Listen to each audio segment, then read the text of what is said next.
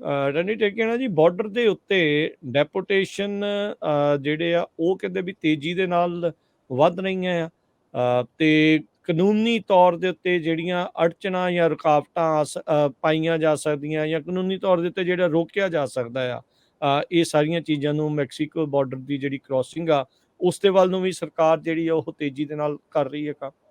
ਜੀ ਬਿਲਕੁਲ। ਅੱਜ ਰਾਜਕਰਨ ਜੀ ਸਾਡਾ ਸਾਰਾ ਪ੍ਰੋਗਰਾਮ ਜਿਹੜਾ ਬਾਰਡਰ ਦੇ ਨਾਲ ਸੰਬੰਧ ਰੱਖਦਾ। ਇੱਕ ਵੀਡੀਓ ਆਈ ਸੀਗੀ ਆਪਣੇ ਪੰਜਾਬੀ ਸਿੱਖ ਦੀ ਬੜੀ ਵਾਇਰਲ ਹੋਈ ਆ, ਉਹਨੂੰ ਜਿਹੜਾ ਮੈਕਸੀਕਨ ਮਾਫੀਆ ਜਿਹੜਾ ਉਹਨੂੰ ਡੰਡਿਆਂ ਨਾਲ ਕੁੱਟ ਰਿਹਾ ਕੱਪੜੇ ਲਵਾ ਕੇ ਤੇ ਉਹਨੂੰ ਕਾਫੀ ਬੁਰੀ ਤਰ੍ਹਾਂ ਨਾਲ ਜਿੱਦਾਂ ਕੁੱਟ ਪੈ ਰਹੀ। ਬਾਕੀ ਜਿਹੜੇ ਲੋਕੀ ਇੰਡੀਆ ਦੇ ਆ, ਕੁਛ ਹਰਿਆਣੇ ਦੇ, ਕੁਛ ਪੰਜਾਬ ਵਾਲੇ, ਉਹ ਕਹਿ ਰਹੇ ਕਿ ਛੱਡ ਦਿਓ ਇਹਨੂੰ, ਹਨਾ, ਪਰ ਉਹ ਛੱਡ ਨਹੀਂ ਰਹੇ। ਤੇ ਕਾਫੀ ਵੀਡੀਓ ਤਾਂ ਨਹੀਂ ਆਪਾਂ ਸ਼ੇਅਰ ਕਰਾਂਗੇ, ਕਾਫੀ ਗ੍ਰਾਫਿਕ ਵੀਡੀਓ ਆ। ਤੇ ਹੁਣ ਪੂਰੀ ਸਿਚੁਏਸ਼ਨ ਨਹੀਂ ਪਤਾ ਕੀ ਸੀਗੀ, ਪਰ ਉਹਨਾਂ ਦੇ ਹੱਥੇ ਬੰਦਾ ਜਿਹੜਾ ਚੜਿਆ ਸੀਗਾ ਤੇ ਉਹਨੂੰ ਬੁਰੀ ਤਰ੍ਹਾਂ ਕੁੱਟ ਪੈ ਰਹੀ ਹੈ ਬਿਟਵੀਨ। ਈਵਨ ਉਹਦੇ ਜਿਹੜਾ ਸਿਰ ਦੇ ਉੱਤੇ ਉਹਨਾਂ ਨੇ ਬੰਦੂਕ ਵੀ ਰੱਖੀ, ਮਸ਼ੀਨ ਗਨ, ਕਿ ਤੂੰ ਆਪਣੇ ਹੱਥ ਹਟਾਲਾ, ਕੁੱਟ ਲੈਂਦੇ ਸਾਨੂੰ। ਉਹ ਬੰਦੇ ਨੂੰ ਕੁੱਟ ਇੰਨੀ ਕੁ ਜ਼ਿਆਦਾ ਭਾਈ, ਤੁਸੀਂ ਦੇਖ ਲਓ ਕਿ ਵੀਡੀਓ ਜੇ ਤੁਸੀਂ ਦੇਖੋਗੇ ਤਾਂ ਅਗਲਾ ਬੰਦੂਕ ਨੂੰ ਭੁੱਲ ਕੇ ਉਹ ਹੱਥ ਆਪਣੇ ਰੱਖ ਰਿਹਾ ਕਿ ਮੈਨੂੰ ਕੁੱਟੋ ਨਾ। ਤੇ ਮਤਲਬ ਉਹਨੂੰ ਬੰਦੂਕ ਨਹੀਂ ਨਜ਼ਰ ਆ ਰਹੀ, ਉਹ ਇੰਨੀ ਉਹਨੂੰ ਬੁਰੀ ਤਰ੍ਹਾਂ ਕੁੱਟਿਆ, ਜਲੀਲ ਕੀਤਾ, ਹਨਾ।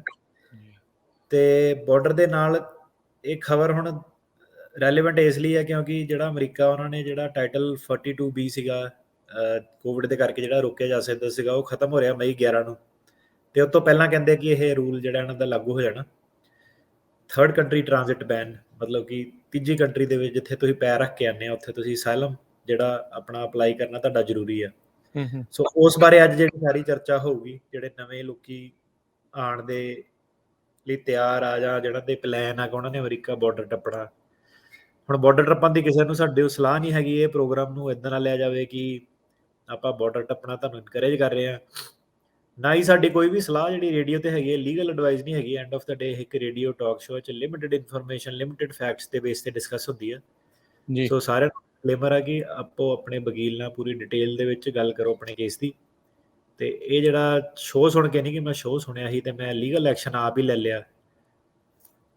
ਅੱਛਾ ਜੀ। ਸੋ US ਨੇ ਜੀ ਕਾਫੀ ਡੀਪੋਰਟੇਸ਼ਨ ਜਿਹੜੀਆਂ ਵਧਾਤੀਆਂ ਤੇ ਕੁਛ ਇੱਕ ਉਹਨਾਂ ਦੀ ਜਿਹੜੀਆਂ ਆਪਸ਼ਨ ਸੀਗੀਆਂ ਕਿ ਲੀਗਲ ਇਮੀਗ੍ਰੇਸ਼ਨ ਖੋਲ੍ਹਣੀ ਆ, ਉਹਦੀਆਂ ਵੀ ਆਪਸ਼ਨ ਉਹਨਾਂ ਨੇ ਵਧਾਈਆਂ ਵਾ।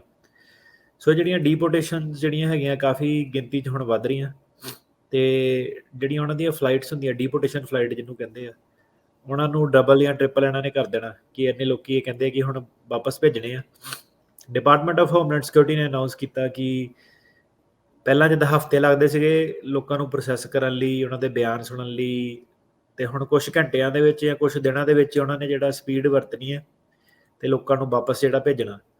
ਹੁਣ ਇਹਦਾ ਕੀ ਮਤਲਬ ਆ ਕਿ ਸਹੀ ਤਰ੍ਹਾਂ ਉਹਦੇ ਬਿਆਨ ਹੋਊਗੇ ਨਹੀਂ ਹੋਊਗੇ, ਤੁਸੀਂ ਆਪ ਹਿਸਾਬ ਕਿਤਾਬ ਲਾਓ।